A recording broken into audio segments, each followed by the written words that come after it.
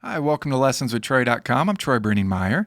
Well, this is going to be part B of my lesson for Blues Improv 101 in open G tuning. So we're in GBD tuning from your thickest string or your lowest string in pitch to your thinnest string or highest string in pitch.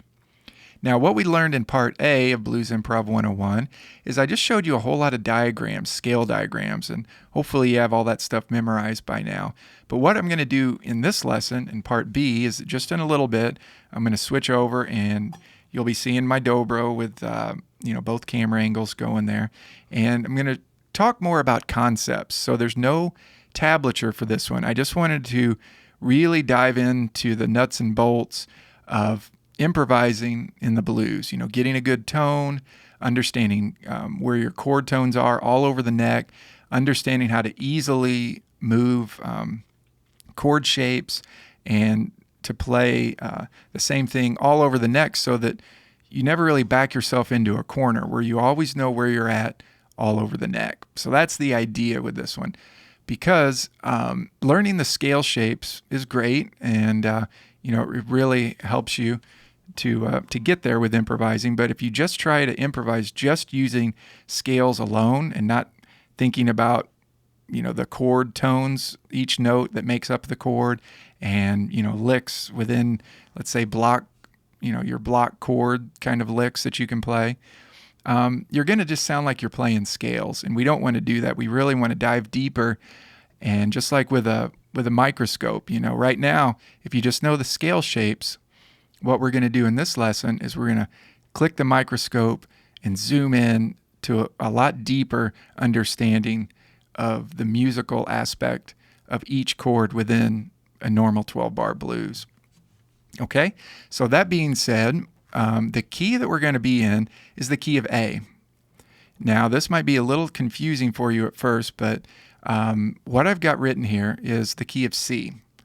And what the jam track is that comes with this lesson is the key of A. It's an A major chord or A dominant seventh chord for your 1 chord, a D7 chord for your 4 chord, and an E7 chord for your 5 chord, right? And you may ask yourself, well, why does the key of C work if we're playing in the key of A? Well, that's because it's all about the third of the chord when you're playing a blues. When you're in a major key and you're playing the blues, you can still play, let's say, for example, everything I'm going to be talking about today is going to be in the key of A minor, using the A minor pentatonic scale. Okay, so that works because this third, when you're playing blues, is kind of ambiguous. You can slide into the minor third, you can slide from the minor third to the major third. And keep in mind, if you're confused about, well, what's this third and blah, blah, blah, what are chord tones?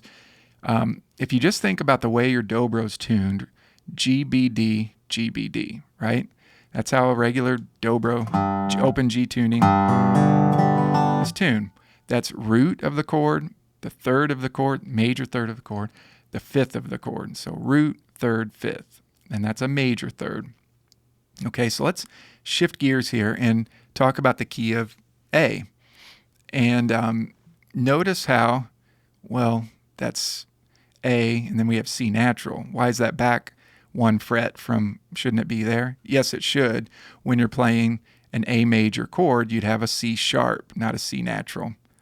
Okay, but keep in mind that C natural note is a flatted third, and it loves to slide up to the C sharp or anywhere kind of, when you're playing blues, you can really be, you can slide in between there and get all those little microtones too. That sounds really cool. Now, I showed you the key of C here because, first of all, it's a lot easier to memorize the neck in the key of C because it's just the natural notes. But also, we're working in the key of A because A minor, right, the notes in the actual key of A minor is what's called the relative minor of C major. Now, if you haven't ever heard that before, each major key has a relative minor. It's built off the 6th scale degree of that key. So that being said, if we count 1, 2, 3, 4, 5, 6. That puts us right here on this A. And that means A is the 6th scale degree of the key of C major. That's the relative minor of the key of C major. Okay, so already we're starting to kind of shift gears a little bit. The jam track, and normally a lot of times blues is what's called dominant 7th chords. So each chord, it's perfectly okay in the blues to make each chord a 7th chord. For example, an A7 chord, a D7 chord, and an E7 chord. Now what a 7th chord is it's a major triad, so we would play A, C sharp, E. I just played right here on my 2nd fret, A, and then you have a flatted 7th. So right here, G natural is the flatted 7th of an A major chord. So notice how here's A. If we put a G sharp there, that would be a major 7th. When we put a G natural there, that's a flatted 7th. Okay, so already, just in these block chords here, now I'm not talking about scale shapes right now. We're diving a little bit deeper here. When you're on your 1 chord in a blues, okay, some of your target notes can be any of these notes in the chord. An A note, that's your root. A C, C sharp, C natural, you can bend that. That can be kind of ambiguous. E, the 5th of your chord, repeats, and then all the way up to G. Now, although we're kind of talking about this little area, keep in mind that you can find these notes everywhere, all over the neck of your instrument. For example, if we just take C, sliding it up around C sharp to A, just that little thing, check out all the different places we can do that. C, C sharp, A.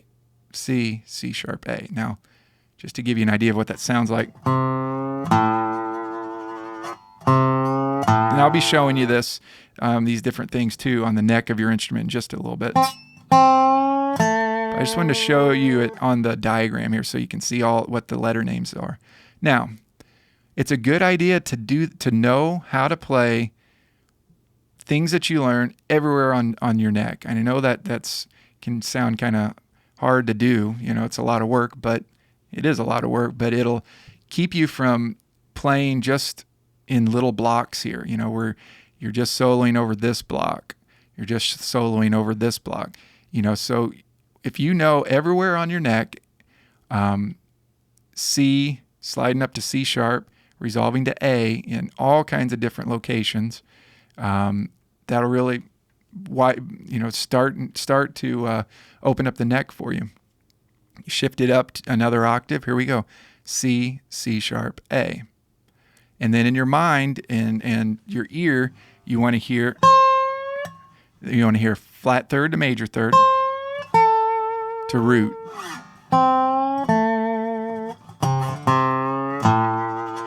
Right? And you're just doing that. You can do that. Now I'm going to show you that, it's hard to see all these different places, that I'm playing, but that's the idea. So that would work for the A chord, right? So when you're on that A chord, when you're playing a blues, you've got different options. You could just play strictly out of the scale shape, right? Making sure that you're in the right position and you can be playing out of that scale shape.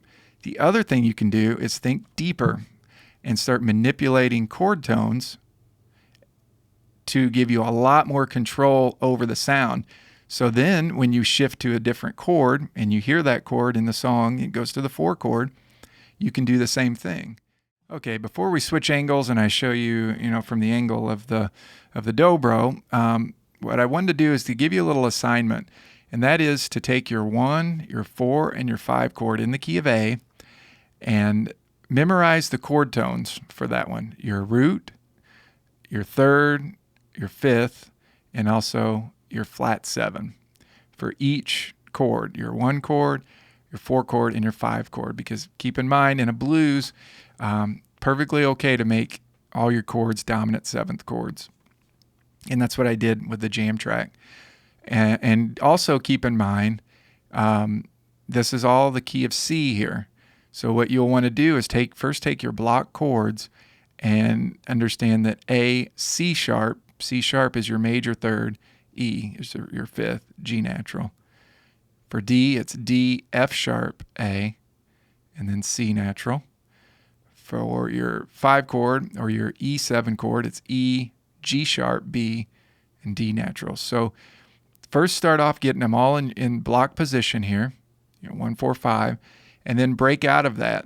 Start coming up with little chord tone ideas, like, for example, sliding like I did before, minor third to major third, and try to find that in different locations. And what you'll end up finding is there's different pockets, and you may come up with your own different pockets. C to C sharp to A. There's a nice little pocket there. C to C sharp to A. There's a really nice pocket. And always keep in mind you're in GBD tuning, so if you get anything on a set of 3 strings, it's the same thing an octave down, just on your lower 3 strings. For example, C, C sharp A, C, C sharp A down here, just on your lower 3 strings. C, C sharp A, C, C sharp A, octave lower. Down here, C, C sharp, and then go lower to A. And keep in mind you can do what's called octave displacement, where instead of starting on your higher C sharp, C to C sharp, and then a lower A, you can go start with C to C sharp lower, and then resolve it to the higher A. C, C sharp A. And it works really well right here in your block position here. C, C sharp, a higher A. So the more you start thinking like that and taking one little idea, that's just one little idea, one little kind of basically your minor third to major third to your root. And then, as you can tell, that opens up the whole neck when you start trying to do that same thing in multiple places, multiple octaves, and then do octave displacement, where you flip your idea around and play it reverse, basically. And do that same thing over your 4 chord. Do the same thing over your 5 chord. Okay, so any idea you come up with over your 1 chord, pretty much you can do it over your 4 chord and your 5 chord as well. For example, taking this shape here, this scale shape. This is what I call the X shape. And it works well as a block kind of positional shape, right? Where you're in A over this A chord and it works well. Well, you can also play that same scale shape kind of idea. All those licks work pretty well over your 4 chord and your 5 chord. Use your ear, to see if something kind of jumps out not sounding so well. But notice the X pattern that we have here. Right? Same thing, X pattern we have here, where this is our block chord, and then behind it, this whole area here can kind of work as that shape 1. Although it kind of gets out of the key, it works, right? But it's a way of starting to think of things in shapes. And then always keep in mind, here's your block chord, go up 3 frets for your flat 7. Here's your block chord, go up 3 frets for your flat 7. Come down to your lower octave, still works. Okay, so let's shift over now to the angle of the dobro, and I'll get the jam track going and show you how all this stuff sounds, and just start talking about getting good tone, good vibrato, all that kind of stuff. Let's do that now.